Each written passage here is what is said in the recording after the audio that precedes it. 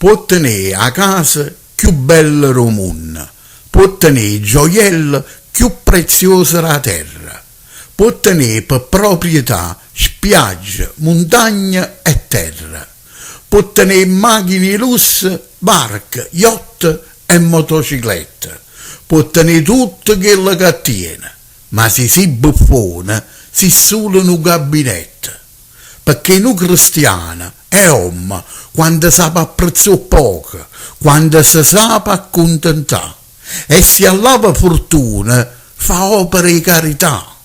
Tu invece tieni tanta cosa, o dici e te ne vanta, ma si nommi niente. Perché? Perché per diventare uomo ti serve un'altra vita e non la tieni, perché tu per diventare uomo hai visto nascere un'altra volta.